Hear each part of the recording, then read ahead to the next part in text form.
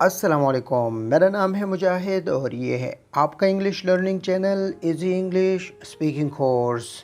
सेहत व तंदुरुस्ती अल्लाह की बेहतरीन नेमत है। इस नेमत का जितना शुक्र किया जाए कम है। इस लेसन में हम सीखेंगे ऐसे अल्फाज जिन्हें हम सेहत और बीमारी के हवाले से इस्तेमाल करते हैं।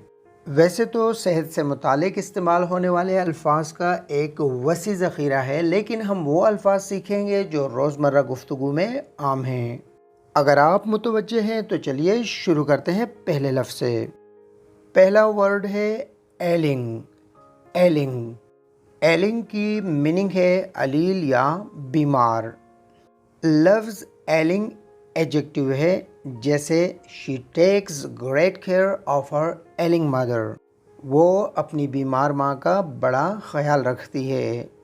एलिंग मदर बीमार माँ जो बीमार है। दूसरा लफ्ज़ है हेल्थी। हेल्थी हेल्थी की मीनिंग है सेहतमंद। लफ्ज़ हेल्थी एडजेक्टिव है और ये लफ्ज़ हेल्थ से बना है। हेल्थ की मीनिंग है सेहत और हेल्थी की मीनिंग है सेहतमंद। Bed ridden. बेड रिडन की मीनिंग है साहिबे फिराश। ये लफ्ज़ हम ऐसे शख्स के लिए इस्तेमाल करते हैं जो किसी बीमारी की वजह से बिस्तर पर पड़ा हुआ हो, जैसे ही has been bedridden for 1 month. वो 1 महीने से बिस्तर पर पड़ा हुआ है, यानी उसे कोई बीमारी है जिसकी वजह से वो बिस्तर पर है। नेक्स्ट वर्ड है क्योरेबल। क्योरेबल क्योरेबल की मीनिंग है काबिले इलाज। वो मर्ज़ जिसका इलाज मुमकिन हो हम उसे क्योरेबल कहते हैं। ऐसा मर्ज़ जिसका इलाज मुमकिन न हो हम उसे इनक्योरेबल कहते हैं। इनक्योरेबल यानी नाकाबिले इलाज मर्ज़, इनक्योरेबल। नेक्स्ट वर्ड है mail nutrition. Mail nutrition mail nutrition की मीनिंग है ग़िज़ा की कमी। Mail nutrition. न्यूट्रिशन कहते हैं ग़िज़ा को और ग़िज़ा की कमी को मेल न्यूट्रिशन कहते हैं।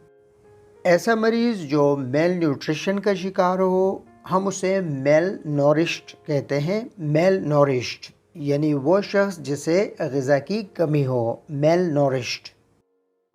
अगला लफ्ज़ है इरिटेशन। इरिटेशन इरिटेशन कहते हैं जलन या सोजिश को। जल्द या आँखों के जलने को इरिटेशन कहते हैं, इरिटेशन। नेक्स्ट वर्ड है नॉजियस।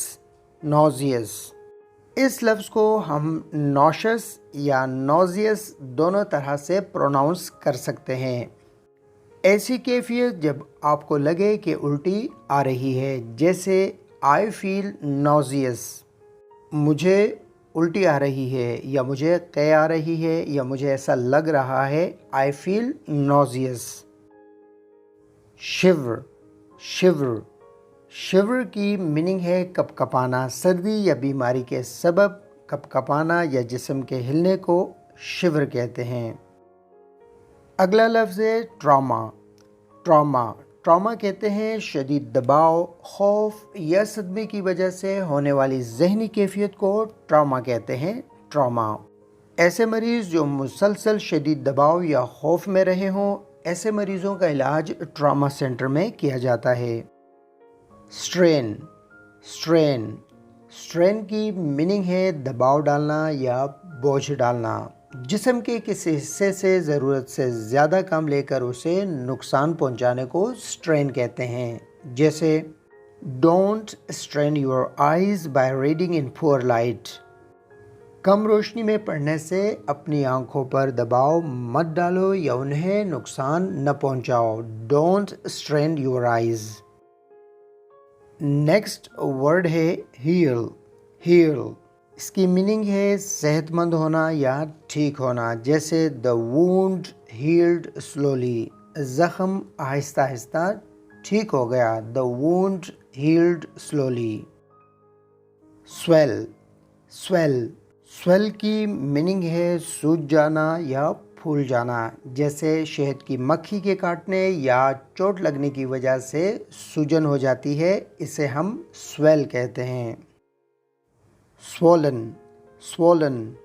जिस्म का ऐसा हिस्सा जो चोट लगने के बायस फूल गया हो या सूज गया हो, हम उसे स्वोलन कहते हैं, स्वोलन। नेक्स्ट वर्ड है एम्पुटेशन। एम्पुटेशन एम्पुटेशन की मीनिंग है ऑपरेशन के ज़रिए उंगली, हाथ या पैर के काटने के अमल को हम एम्पुटेशन कहते हैं, एम्पुटेशन। अल्सर। अल्सर अल्सर की मीनिंग है नासूर। वो ज़ख़म जो रस्ता रहता है, हम उसे अल्सर कहते हैं। डिज़ीज़। डिज़ीज़ डिज़ीज़ की मीनिंग है बीमारी। आमतौर से बीमारी के लिए लफ्ज़ इलनेस इस्तेमाल किया जाता है, लेकिन जब किसी ख़ास बीमारी का जिक्र किया जाता है तो लफ्ज़ डिज़ीज़ इस्तेमाल करते हैं, जैसे स्किन डिज़ीज़ जिल्द की बीमारी, हार्ट डिज़ीज़ दिल की बीमारी। वॉमिट या वोमिट, आप इस लफ्ज़ को दोनों तरह से प्रोनाउंस कर सकते हैं। वॉमिट की मीनिंग है कै करना या उल्टी करना। नेक्स्ट वर्ड है वुंड। वुंड वुंड की मीनिंग है ज़ख़म। आपने इस लफ्ज़ को वुंड प्रोनाउंस करना है, वाउंड नहीं, वुंड। अगला लफ्ज़ है स्प्रेन। स्प्रेन स्प्रेन की मीनिंग है मोचाना। जिस्म के किसी हिस्से के अचानक मुरझाने से लगने वाली चोट को हम स्प्रेन कहते हैं, स्प्रेन। नेक्स्ट वर्ड है कॉन्ट्रैक्ट। कॉन्ट्रैक्ट किसी बीमारी के लगने के लिए हम लफ्ज़ कॉन्ट्रैक्ट इस्तेमाल करते हैं। वैसे हम इस लफ्ज़ को कॉन्ट्रैक्ट प्रोनाउंस करते हैं, लेकिन बीमारी लगने के मानी में इसे कॉन्ट्रैक्ट प्रोनाउंस करना है। जैसे ही कॉन्ट्रैक्टेड कोरोना वाइल अब्रॉड, जब वो बैरून मुल्क था तो उसे कोरोना हो गया। ही कॉन्ट्रैक्टेड कोरोना वाइल अब्रॉड। और अगर आपने कहना हो कि उसे कैंसर हो गया, ही कॉन्ट्रैक्टेड कैंसर। नेक्स्ट वर्ड है कोलैप्स। कोलैप्स कोलैप्स की मीनिंग है गिरकर बेहोश होना, कोलैप्स। कंजेनिटल। कंजेनिटल कंजेनिटल की मीनिंग है पैदाइशी। ऐसी बीमारी जो पैदाइशी हो उसे हम कंजेनिटल कहते हैं, जैसे कंजेनिटल ब्लाइंडनेस, पैदाइशी अंधापन। इची। इची इची की मीनिंग है खारिशी। जिस्म के किसी हिस्से पर खारिश लगना, जैसे माई बैक इज़ इची, मेरी पीठ खारिश कर रही है, my back is itchy. Dehydration. Dehydration जिस्म में पानी की कमी वाक़ होने को हम डिहाइड्रेशन कहते हैं, डिहाइड्रेशन। नेक्स्ट वर्ड है स्कैब। स्कैब स्कैब कहते हैं पपड़ी को या खुरन को। ज़ख़म के भरने से सख्त हो जाने वाली जिल्द को हम खुरन यानी स्कैब कहते हैं, स्कैब। स्कॉल्ड। स्कॉल्ड गर्म पानी से जल जाने को हम इंग्लिश में स्कॉल्ड कहते हैं, स्कॉल्ड। नेक्स्ट वर्ड है ब्रूज। ब्रूज गहरे नीले रंग का दाग जो जिल्द पर चोट लगने से पड़ जाता है, ज़ख़म या नील, जिसे हम इंग्लिश में ब्रूज कहते हैं। फ्रैक्चर। फ्रैक्चर मेडिकल की ज़ुबान में हड्डी के टूटने के लिए हम लफ्ज़ फ्रैक्चर इस्तेमाल करते हैं, फ्रैक्चर। डिसलोकेशन। डिसलोकेशन जोड़ का अपनी जगह से हट जाना या उतर जाना, इसके लिए हम लफ्ज़ डिसलोकेशन इस्तेमाल करते हैं, डिसलोकेशन। जिस्मानी या ज़हनी तौर पर बहुत ज़्यादा थक जाने के लिए मेडिकल की ज़ुबान में जो हम लफ्ज़ इस्तेमाल करते हैं वो है बर्नआउट। बर्नआउट। अनीमिया। अनीमिया खून की कमी के लिए लफ्ज़ अनीमिया इस्तेमाल किया जाता है, अनीमिया। पैरालाइज। पैरालाइज पैरालाइज की मीनिंग है माजूर कर देना। किसी हादसे के नतीजे में पैरालाइज हो जाना, माजूर हो जाना, पैरालाइज। लफ्ज़ फालिज के लिए इंग्लिश में लफ्ज़ पैरालिसिस इस्तेमाल करते हैं, पैरालिसिस। नेक्स्ट वर्ड है फ्लेम। फ्लेम बलगम को हम इंग्लिश में फ्लेम कहते हैं, फ्लेम। नेक्स्ट वर्ड है क्रिपल। क्रिपल क्रिपल की मीनिंग है माजूर। लेकिन बेहतर ये है कि हम इसके लिए लफ्ज़ डिसेबल्ड पर्सन इस्तेमाल करें, डिसेबल्ड पर्सन।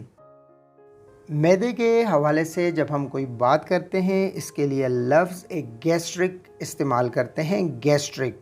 जैसे गैस्ट्रिक पेन मैदे का दर्द, गैस्ट्रिक अल्सर मैदे का अल्सर।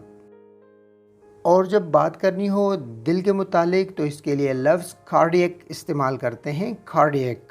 जैसे कार्डियक पेशेंट दिल का मरीज़, कार्डियक वार्ड दिल का वार्ड। ऐसी बीमारी जो एक से दूसरे को लगे हम उसे इन्फेक्शस डिजीज़ कहते हैं, इन्फेक्शस। जैसे कि कोरोना एक इन्फेक्शस डिजीज़ है जो एक से दूसरे को लग जाती है। कुछ बीमारियां मौरूसी होती हैं जो हमें हमारे पेरेंट्स से मिलती हैं, हम उन्हें हेरेडिटरी कहते हैं, हेरेडिटरी। हेरेडिटरी की मीनिंग है मौरूसी, hereditary. Hypertension, hypertension blood pressure के मामूल से ज़्यादा होने को हाइपरटेंशन कहते हैं, हाइपरटेंशन। स्नीज़, स्नीज़ इसकी मीनिंग है छींक आना, स्नीज़। जब हम नाक के हवाले से कोई बात करते हैं तो इसके लिए लफ्ज़ नेज़ल इस्तेमाल करते हैं। जैसे नेज़ल स्प्रे, नाक के लिए स्प्रे, नेज़ल स्प्रे। एक, एक, एक वर्ब भी है और नाउन भी। इसकी मीनिंग है दर्द होना। आपने हेड एक, बैक एक, स्टमक एक सुना होगा। इसमें लफ्ज़ एक की मीनिंग है दर्द। अगर सर का दर्द है तो हेडेक, और कमर का दर्द है तो बैक एक, मैदे का है तो स्टमक एक, और दांत का दर्द है तो टूथ एक। लास्ट वर्ड है सोर, सोर। सोर की मीनिंग है दर्द करने वाला या दुखने वाला। अगर आपकी आंखें दर्द कर रही हैं तो आप इस लफ्ज़ को इस्तेमाल करके कह सकते हैं कि माई आइज़ आर सोर, मेरी आंखें दर्द कर रही हैं। और अगर आपकी टांगों में दर्द है तो आप कहेंगे माई लेग्स आर सोर, मेरी टांगें दर्द कर रही हैं। अगर आपको आज का लेसन पसंद आया तो लाइक कर दें और सब्सक्राइब कर लें ताकि मिले आपको हर लेसन बर वक्त। मिलेंगे आपसे नेक्स्ट लेसन में, जब तक के लिए अल्लाह निगहबान।